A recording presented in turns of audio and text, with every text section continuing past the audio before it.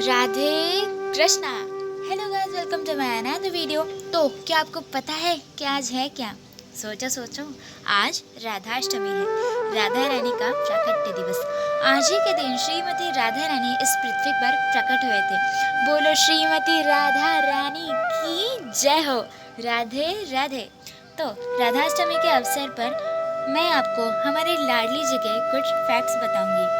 ये video and तक ज़रूर देखना क्योंकि बहुत ही अमेजिंग फैक्ट्स है और वीडियो के एंड में मुझे आपको कुछ ज़रूरी बात बतानी है, तो एंड तक जुड़े रहना। तो चलिए राधा रानी किस प्रकार से प्रकट हुई थी, इसी कहानी से आरंभ करते हैं। Fact number 1। बरसाना में वृषभानु जी और कीर्तिदा मैया रहते थे। एक दिन वृषभानु महाराज अपने कुंड में स्नान करने जाते हैं, जिसे अरुणोदय की पहला कहते हैं, अर्थात सूर्योदय के पहले का समय। तब उनको उस कुंड से बड़ा प्रकाश नजर आया। जब वे पास गए तब उन्होंने देखा कि यह स्वर्ण प्रकाश एक स्वर्ण कमल से आ रहा है, और समीप जाने पर उन्होंने देखा कि यह दिव्य प्रकाश उस कमल से भी नहीं, कमल में रखी एक नन्ही और बहुत ही सुंदर बालिका से आ रहा था। उस कन्या को देख वृषभानु जी बड़े प्रसन्न हुए। तब वहाँ पर ब्रह्मा जी प्रकट हुए और आकाशवाणी की कि आपने पिछले जन्म में भगवान श्री कृष्ण की अंतरंग शक्ति को अपने पुत्री के रूप में पाने के लिए कठोर तपस्या की थी। इसी के कारण आपको श्रीमती राधा रानी पुत्री के रूप में प्राप्त हुई है। आप इन्हें घर ले जाकर उनका लाड़ प्यार से पालन पोषण करें। वृषभानु जी अत्यंत आनंद और प्रसन्नता से राधा रानी को अपने घर ले आते हैं। Fact number 2। जब वह बालिका को लेकर घर आते हैं तब उन्होंने देखा कि यह बालिका ना कुछ बोल रही है, ना कुछ देख पा रही है और ना ही कुछ सुन पा रही है। तब वह दुखी हो जाते हैं। तभी नारद मुनि वहाँ पर अपना वेश बदल कर आते हैं और उन्हें कन्या प्राप्ति पर, जो स्वयं श्री जी है, उनके जन्म की बधाई के लिए उत्सव मनाने को कहते हैं। वृषभानु जी उनसे सहमत थे। उन्होंने भव्य व्यवस्था की। सारे बहुत आनंद थे। सभी नए नए वस्त्र पहन बालिका को देखने आ रहे थे। बहुत ही मंगलमय वातावरण था। विविध प्रकार के स्वादिष्ट व्यंजन परोसे जा रहे थे। माखन मिश्री से सभी का स्वागत किया जा रहा था। अब इस उत्सव में छोटे से कृष्ण बलराम, यशोदा मैया व नंद बाबा के संग उपस्थित थे। सभी अपने अपने कार्यों में मग्न थे। तभी कृष्ण, जो छोटे से बालक है, वो धीमे धीमे अपने घुटनों के बल राधा रानी के पास आ रहे थे। राधा रानी के पालने के सहारे कृष्ण खड़े रहते हैं और राधा रानी को छूते हैं। जैसे ही उनका कोमल और दिव्य स्पर्श राधा रानी को होता है, वे तुरंत अपनी आंखें खोलकर रोने लगती है।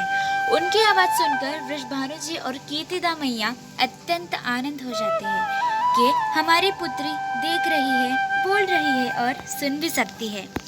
क्योंकि जब गोलोक में भगवान श्री कृष्ण राधा रानी को पृथ्वी पर जाने का समय हो गया है, यह बताते हैं, तब राधा रानी कहते हैं कि अगर पृथ्वी पर श्री वृंदावन धाम, श्री गोवर्धन पर्वत और श्री यमुना जी नहीं होंगे तो फिर मैं नहीं आना चाहती। इस पर भगवान बोले कि मैंने पहले से ही वृंदावन धाम का कुछ हिस्सा गोवर्धन और यमुना जी के साथ भेज दिया है। फिर राधा रानी कहती है कि एक और बात है कि मुझे जब तक आपके मुख चंद्र के दर्शन नहीं होंगे तब तक मैं कुछ भी नहीं देखूंगी, ना सुनूंगी और ना ही कुछ बोलूंगी। Fact number 3। श्रीमती राधा रानी भाद्रव महीने के शुक्ल पक्ष के अष्टमी के दिन सुबह के 4 बजे प्रकट हुए थे। Fact number 4। बरसाना में राधाष्टमी के दिन सिर्फ राधा रानी की ही मूर्ति अभिषेक के लिए बाहर आती है। कन्हैया लाल की मूर्ति नहीं आती है। वो इसलिए क्योंकि बरसाना के लोग कहते हैं कि हो गए उस कृष्ण का राज वृंदावन में, लेकिन हमारे यहाँ राधा रानी ही मालकिन सरकार है और यहाँ सिर्फ किशोरी जी की कृपा होती है। और ब्रजवासी यह भी कहते हैं कि अभिषेक के वक्त हमें उस भीड़ में ध्यान रखना चाहिए कि कहीं कृष्ण दिख जाए राधा रानी के दर्शन करते हुए। आहा, क्या मंगलमय भाव है। Fact number 5। मदन मोहन, यह एक श्री कृष्ण का नाम है। आपने कभी सुना होगा, मदन मोहन का अर्थ है सबको मोहित करना। भगवान श्री कृष्ण सबको मोहित कर लेते हैं, सबको अपनी तरफ अट्रैक्ट करते हैं, लेकिन राधा रानी को मदन मोहन मोहिनी कहते हैं, जो भगवान श्री कृष्ण को अपनी भक्ति की ओर आकर्षित कर लेती है, जो भगवान श्री कृष्ण को ही मोहित करती है। फैक्ट नंबर 6, श्री कृष्ण की 3 प्रमुख शक्तियाँ हैं। पहली शक्ति का नाम है संवित शक्ति, दूसरी शक्ति का नाम है संधिनी शक्ति और तीसरी शक्ति का नाम है आह्लादिनी शक्ति। श्रीमती राधा रानी श्री कृष्ण की आह्लादिनी शक्ति है, जो भगवान श्री कृष्ण को आनंद देती है। फैक्ट नंबर 7, श्री राधा रानी इस ब्रह्मांड की मूल शक्ति है। श्री लक्ष्मी देवी, पार्वती माता, दुर्गा देवी, जितने भी देवियाँ इस संसार में हैं, वो श्रीमती राधा रानी से ही उत्पन्न हुए हैं। राधा रानी कोई साधारण नहीं है, सभी शक्तियों की वह मूल स्रोत है। फैक्ट नंबर 8, भगवान शिव भी श्रीमती राधा रानी की आराधना करते हैं। उन्होंने ही श्री राधा कृपा कटाक्ष स्तोत्र गाया है। शिव जी भी राधा रानी की दया के लिए, राधा रानी की कृपा के लिए आराधना कर रहे हैं। फैक्ट नंबर 8, अभी मैं श्रीमती राधा रानी को प्रसन्न करने का बहुत ही आसान तरीका बताती हूँ। सभी गुरुजनों ने राधा रानी को प्रसन्न करने का सरल तरीका केवल हरे कृष्ण महामंत्र का जाप बताया है। हरे कृष्ण महामंत्र का जाप करने से दोनों भी प्रसन्न होते हैं। जब हम हरे बोलते हैं तब कृष्ण प्रसन्न होते हैं, और जब हम कृष्ण बोलते हैं तब राधा रानी प्रसन्न होती है। इसलिए हमें हर रोज़ हरे कृष्ण महामंत्र का जाप करना चाहिए, और स्पेशली आज के दिन हमें अधिक से अधिक जाप करना चाहिए। एक बार अपने हाथ जोड़कर मेरे साथ बोलिए, हरे कृष्णा कृष्णा कृष्णा हरे हरे, हरे राम राम राम हरे हरे। फैक्ट नंबर 9, आपने सुना ही होगा कि श्रीमती राधा रानी को बरसाने वाली कहते हैं। पता है क्यों कहते हैं? क्योंकि कृपा तो कृष्ण करते हैं, लेकिन कृपा बरसाती तो राधा रानी है। जो बरसाए, कृपा को लुटाए उसे, इसलिए उनको बरसाने वाली राधे कहते हैं। बोले बरसाने वाली राधा रानी की जय।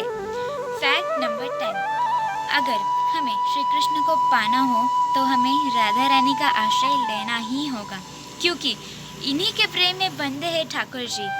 डायरेक्ट श्री कृष्ण को कनेक्ट करना थोड़ा कठिन हो सकता है, लेकिन अगर हम राधा रानी से कृष्ण को पाने का प्रयास करें तो वो आसान हो जाएगा।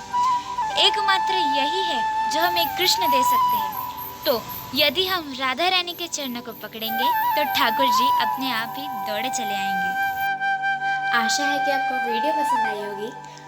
इस वीडियो को ज़्यादा से ज़्यादा शेयर करना। तो चलिए आते हैं हमारे कुछ इम्पोर्टेंट बात पर। तो आपके लिए एक छोटा सा सरप्राइज है, आपके लिए ना स्पेशल वीडियोस आने वाले, इसलिए अगर अभी तक आपने मेरे चैनल को सब्सक्राइब नहीं किया होगा तो जल्दी से जल्दी सब्सक्राइब करके बेल आइकन को भी दबाकर ऑल पर सेट कर देना, क्योंकि इस महीने की 16 तारीख से मैं आपको श्री वृंदावन धाम के दर्शन कराने वाली हूँ। जी हाँ, इसलिए जल्दी से जल्दी सब्सक्राइब करना। आखिरकार राधा रानी ने इस दासी को बुला ही लिया, इसलिए वृंदावन धाम के एक भी वीडियो मिस न करने के लिए जल्दी से सब्सक्राइब करके बेल आइकन को भी दबा देना। और मैं मिलूंगी आपसे अगली वीडियो में। आप अपना ख्याल रखना। बोलो श्रीमती राधा रानी की जय। राधे राधे। जीनो पानी लागे मीठे रस से भरी रे राधा रानी लागे, राधा रानी लागे।